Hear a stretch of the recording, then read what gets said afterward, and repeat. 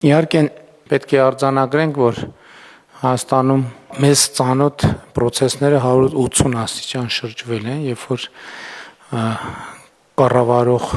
կուսակցությունը եւ կառավարությունը ընտրությունների արդար եւ ազատ անցկացման ջատագով է, իսկ ընդդիմությունը որպես գործիք ունի հիմնականում ընտրությունների արդյունքները կեղծելը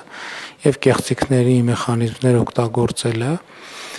բայց իհարկե նաև ուզում եմ շնորհակալություն հայտնել մեր իրավապահ մարմիններին, գլխավոր դատախազությանը, քննչական կոմիտեին, հակակոռուպցիոն կոմիտեին, ով ընտրակաշառքների դեմ պայքարի հիմնական լիազոր մարմինն է, ներքին գործերի նախարարությանը, ազգային անվտանգության ծառայությանը, որովհետև այս մասշտաբի ես չեմ հիշում, որ մենք այս մասշտաբի պայքար ունեցած լինենք ընտրակաշառքների եւ ընտրողների ազատ կամ արտահայտման վրա ապօրինի գործադրվող ճնշումների դեմ ես ուզում եմ շնորհակալություն հայտնել գործընկերներին աննախադեպ ծավալի աշխատանքի համար։ Իհարկե սա ցույց է տալիս նաև մեր երկրում ինստիտուցիոնալ բարեփոխումների արդյունավետությունը, որովհետև մի շարք օրենսդրական եւ ինստիտուցիոնալ բարեփոխումներ ենք մենք իրականացրել, որոնք իրենց արդյունքը տվել են, բայց մյուս կողմից ես ուզում եմ մտահոգությունս հայտնել հետեւյալի հետ կապված, որ Հայաստանում ընդհանրապես կան հանցագործությունների տեսակներ, որոնց նկատմամբ ինչ-որ տենց հանդուրժողականության չհամաձայնեցված մթնոլորտ է ձևավորված, մի ուղղությունը ընտանեկան բռնությունների հետ կապված ուղղությունն է, մյուս ուղղությունը ընտրակաշառքների հետ կապված ուղղությունն է, որովհետև ընտրություններն անցնում են, արդեն ասում ենք դե լավ, դե անցավ ընտրությունները, հետեւաբար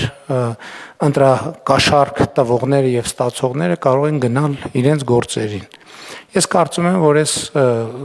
պրակտիկան պետք է արմատապես փոխվի։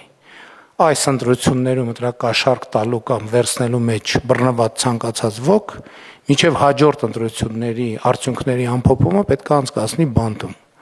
Եթե սրա համար անհրաժեշտ են իրականացնել օրենսդրական ինստիտուցիոնալ փոփոխություններ, այդ փոփոխությունները անհրաժեշտ է հիմա անհապաղ ձևով անել, բայց ես չեմ կարծում, թե դրա համար պետք է փոփոխություններ։ Ես հստակ պահանջում եմ, որ նրանք, ովքեր ընտրակաշառք վերցնելու կամ տալու մեջ բռնվել են, միջև հաջորդ համապետական ընտրությունների պաշտոնական արդյունքների ամփոփման առնվազն օրը պետք է լինեն բանտում։ Սա երկրի անվտանգության եւ ժողովրդավարության անվտանգության հարց է եւ պետք չի հետո խղճահարության տեսարաններ սարքել։ Խղճահարության տեսարանները վաղուց սարքված են եւ եթե մենք հոգատարության խնդիր ունենք, առաջին հերթին մեր պետությունը պետք է լինի մեր հոգատարության առարկա, մեր ժողովուրդը եւ նրա ազատ կամքը եւ նրա ազատ կամքի արտահայտման հնարավորությունը։ Էլի եմ ասում, ընդհանրապես ես հասկանում եմ, որ իշխանությունների տարանջատման սկզբունքը եւ այլն, բայց երբ որ տարանջատված իշխանությունները մտնում են քաղաքական դաշտեր եւ սկսում են ազդեցություն գործել, այդ ժամանակ ոչ մեկ չի հիշում, որ իշխանության տարանջատման սկզբունք կա։ Ես ասում եմ, ընտրակաշառքների նկատմամբ, ընդ որում ամենաթոփ մակարդակից մինչև ամենաներքև մակարդակ կա հանդուրժողականություն։ Ես չեմ զարմանա, եթե պարզվի, որ նախորդած ընտրությունների ընտրակաշառքի վրա բռնված ոչ մեկ այսօր բանտում չի։ Իրանք կարող մեծ հավանականությամբ դուրս են եկել իրենց գործը, ով որ տիմում բռնվել է, խորհրդանականում է շարունակել, խորհրդանակում շարունակածները շարունակելու են առաջիկա տիմերում։ Ես պահանջում եմ, որպես Հայաստանի Հանրապետության ժողովրդի վստահության քվեն ստացած մարդ, ասում եմ, այդ մարդիկ միջև հաջորդ խորհրդանական ընտրությունների պաշտոնական ամփոփման օրը պետք է լինեն բանտում։ Ինչ սոցիալական խավեր լինեն, ինչ պաշտոններ լինեն, ինչ չափի հարստություն էլ ունենան։ Եվ մենք այդ թատրոններից արդեն հոգնել ենք, երբ որ դա այն ժամանակը ձգելու ես մեր ամփոփիչ հանրահավաքում էլ ասեց Սանտա Բարբարա սերիալ հիշեցնող դատավարություններին ի վերջո պետք է վերջ տրվի։